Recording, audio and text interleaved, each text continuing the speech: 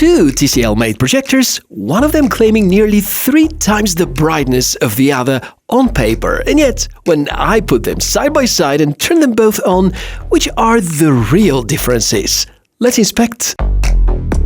Welcome here, I'm Michael and I enjoy trying and testing new exciting tech and sharing the results with you. My reviews are very predictable because they're always based on facts and a framework of tests and analysis that I follow each and every time. And today we've got two of the most budget-friendly solutions from TCL, projectors marketed as portable. To me, the word portable means a device that is truly independent with built-in battery, and neither of these has one, but the projector community has gotten used to calling devices like this portable anyway, because unmounting them is easy, placing them on a surface takes seconds, and switching between rooms isn't a painful process that requires skill or extra strength. So that's the definition I'll go with today. I'm gonna run both projectors through a series of tests and talk honestly about where they are good and where they're not. Full transparency, TCL is sponsoring the video, but I'm not going to praise them as the only brand or models you should buy, and I'm definitely not going to keep them away from criticism. If you want more context, check out my detailed review of the C1 from a few weeks ago, where it actually surprised me in several ways, mostly because of the type of tech used inside. And that's exactly where I want to start, because the first comparison, and the most important one, is about brightness.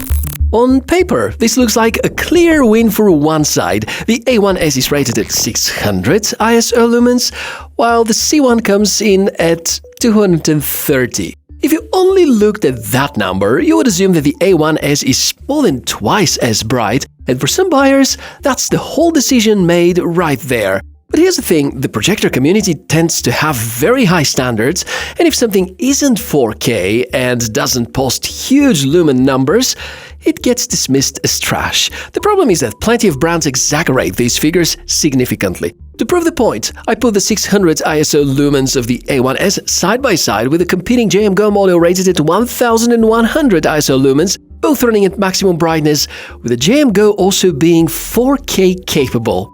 The honest result?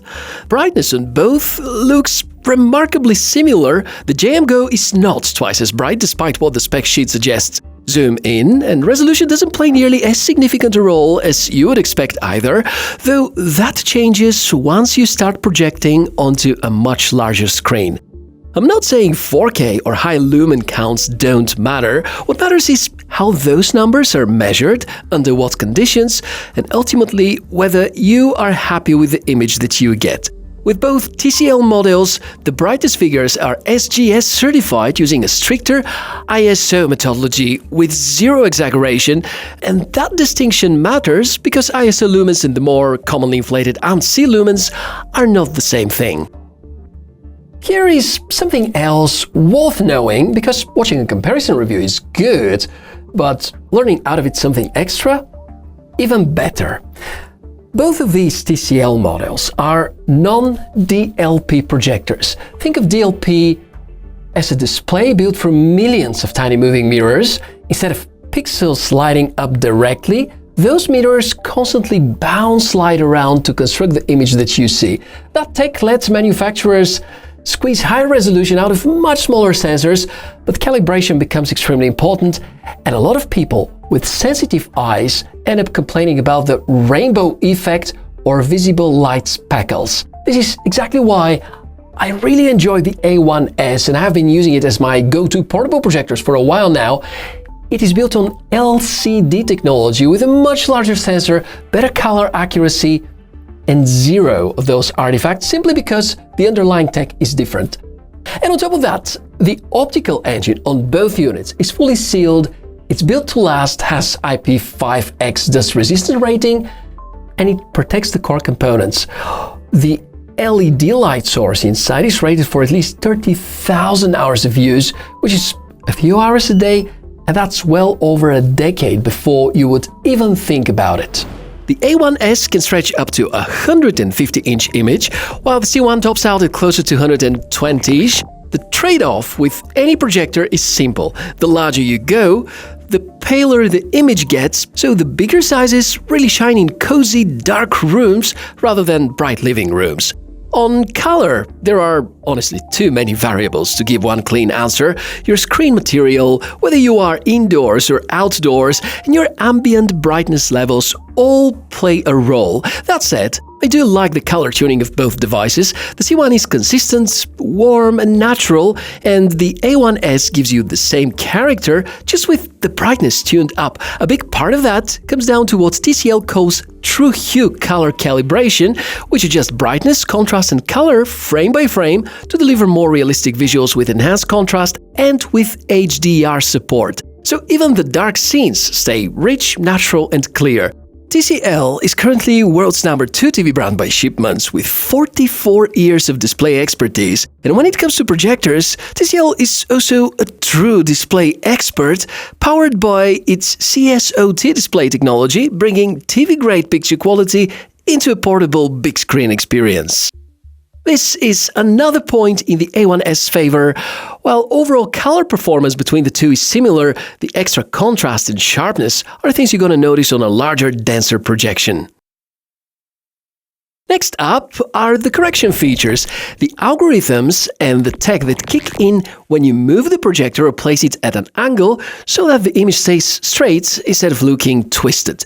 Both units have autofocus and auto keystone correction. Both are reliable, so I'd call this one a tie, parity across the board. Keep in mind that concerning the autofocus, LCD projectors have a slight disadvantage. Minimum focus distance is shorter because the optics is generally larger than DMD chips. Apart from autofocus, TCL adds another layer on top in order to make the experience truly hassle-free. Starting with obstacle avoidance, which I always keep turned on, you can also enjoy the auto-screen alignment, which comes in handy if you're not projecting onto a dedicated screen and there are some objects in the way. Most of these features can be turned off, manually calibrated, and fully controlled if you would rather take the wheel yourself.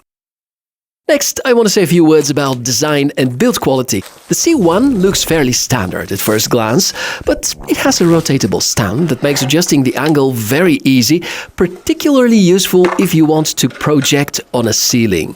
The A1s takes a different design approach entirely, with a built-in handle that gives you about 15 degrees of angle adjustment. It can also be aimed at the ceiling, but you will likely need an extra tripod to make that comfortable. Also, it uses capacitive buttons built on the back so that you can control the basics even without a remote, and it comes with a carrying case, which as someone who regularly uses a projector outdoors is kind of a game changer. Plus, the C1 has the power adapter inbuilt, whereas with the A1C, that's an extra brick. That said, my rating here is based purely on practical day-to-day considerations, and the C1 needs less clutter to set up and place, so it is the first round where I think it edges out the A1s slightly. Audio is next, and that one is an easy decision. Listen to the C1 first, and then the A1s right after.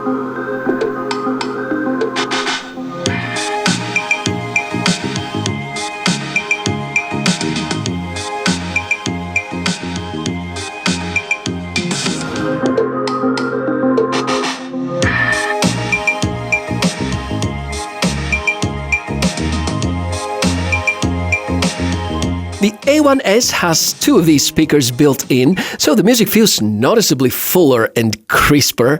Both units can choose among the 6 EQ modes from the software settings, and there's a Texas Instruments processing chip for better sound output, and the winner here is clear. But to be fair to the C1, both projectors offer an enjoyable audio experience for their size. Now, about noise, same approach, 2 samples back to back.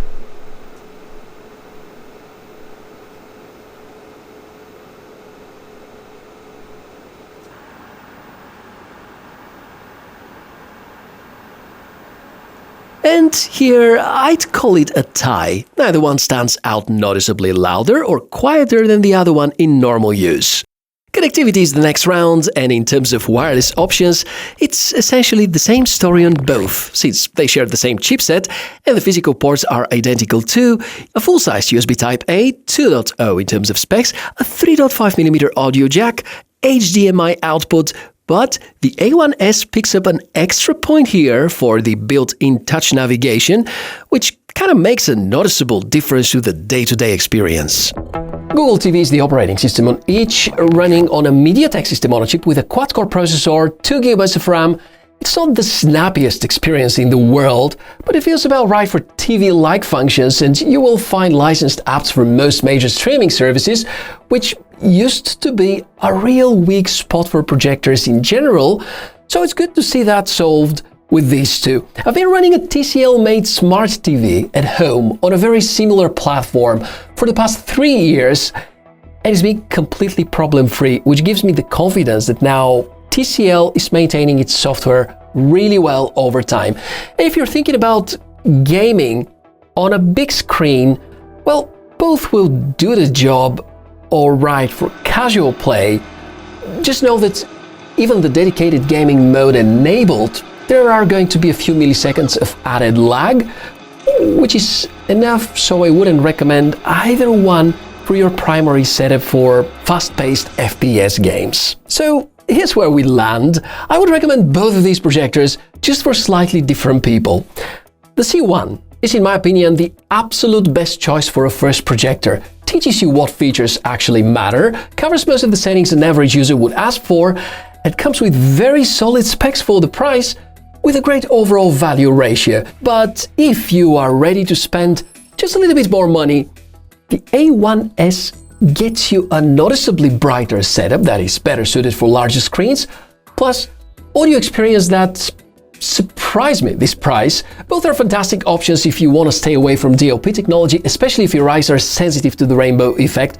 And I tested both of these while watching some 2026 World Cup football matches outdoors. So yes, they are bright enough. I'm inviting you to check the links in the video description, follow them if you want to support my channel, but an important remark, only if you want to buy a projector and if you liked any of these. Because I know that reviews make tech look very exciting, but before spending any money, we need to be sure whether a gadget is actually needed by us and whether we really plan to use it. That being said, if I've missed anything or you've got a question, drop it in the comments. I do my best to be present and answer everything that I can. Thanks for watching this video.